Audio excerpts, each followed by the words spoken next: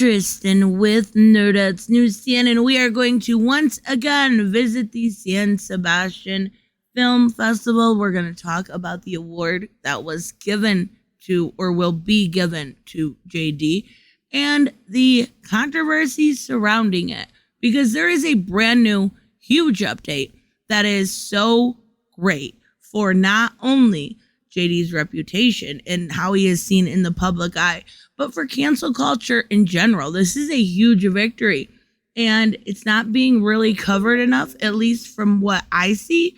I think it's massive at this point that we are seeing somebody stand up to a lot of the craziness and shenanigans that have been going on for years. And if you remember, a few days ago, I actually made 2 videos on this.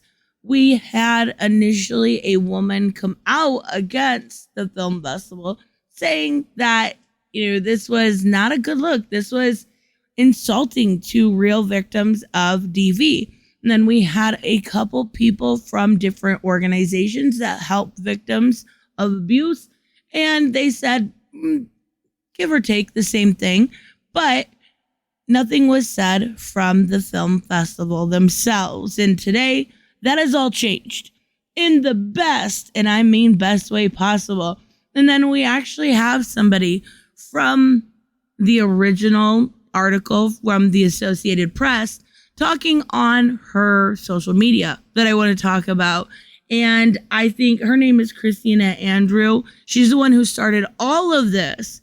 A nobody from nowhere starting a bunch of drama. Sound familiar? Sounds like, just the 2000s and 10s in general. So let's start with the media's coverage of this, because I think that's important.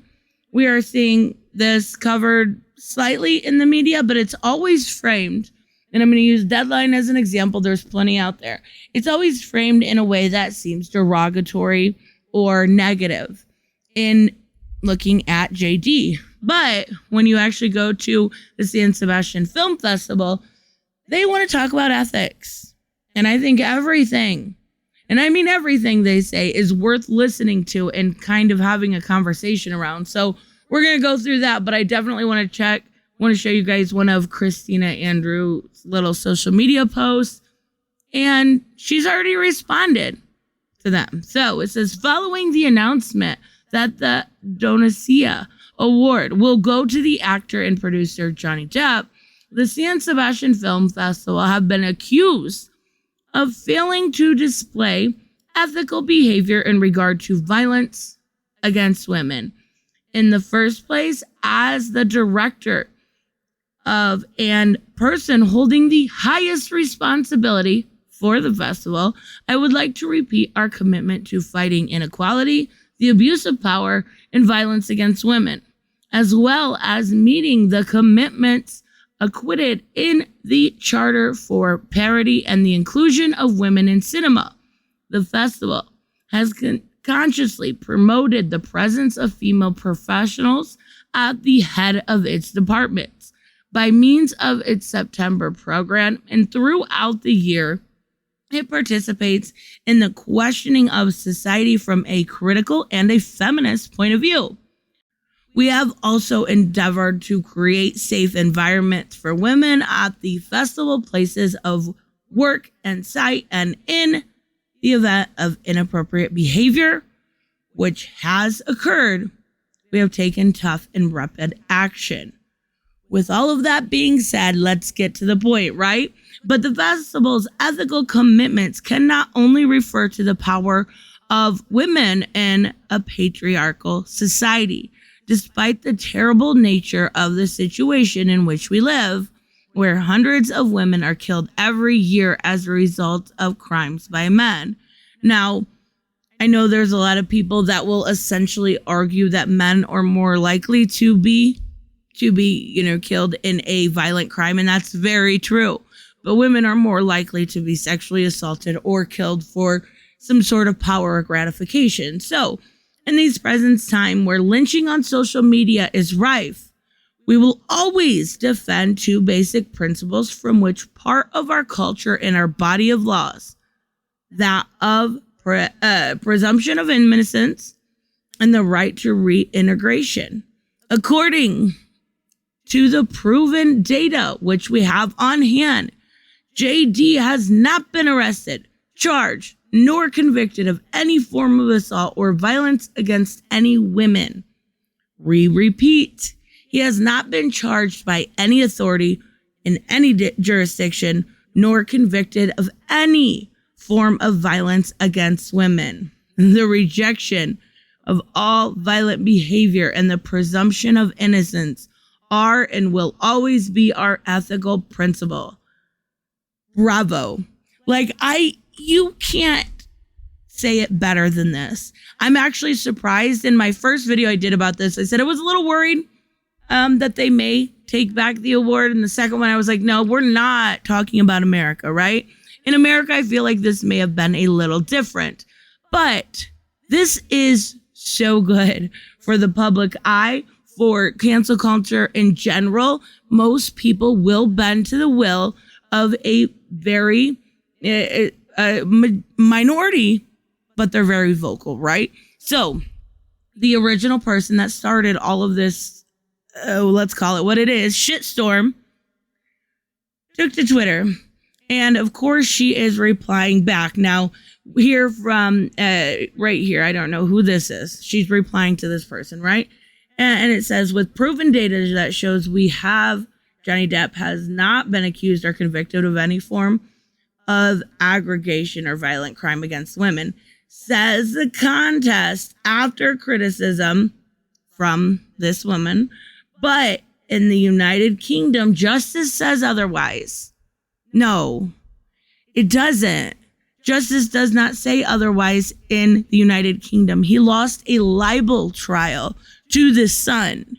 He didn't lose any sort of conviction. He wasn't arrested. He was trying to get his name back. And it wasn't even against Amber. I am curious to see how it will go next summer. But he did not lose against Amber. I feel like that has to be repeated because these people just don't understand. Well, even so, she replies and she says, thank you, right? To echo our opinions, we say that now is not the time, and the reasons are explained very well by this news. And she actually enters, a news site, and it's talking, it's from before, and it's not even going, I don't need it translated. It's not even going to let me because I have my ad blocker on. But even so, basically it's just the results of the UK trial, right? So she's trying again to stir up drama again with nearly no following. And of course, it's not going to let me. It does say 711. It's not going to let me. But she doesn't have a following. She is, and probably for a long time, unless she gets her priorities straight, won't have a real following unless she stops going in the games. You got to concentrate on you. It's why I left social media long ago. You cannot, amongst other many reasons, but once you get off there and you realize there's a whole big world out there and you can put your time and efforts into whatever art you're doing. She's a filmmaker. I want to make videos on YouTube. There's a huge difference, right? But by getting off and stepping back, you can concentrate that time. You can put your efforts into what you want to do, whether it's something like Johnny and doing movies, or it's something simple like getting better at your job. Social media is only going to hurt what you're doing and what you're trying to achieve. And unfortunately, that's the truth. Unless you somehow are able to limit yourself, it's not going to help. You're going to get into fights. You're going to make someone mad. You're going to get mad yourself, none of which is healthy. Some of this, like social interactions, some of that, yes, that may be healthy, especially for someone who's shut in like me.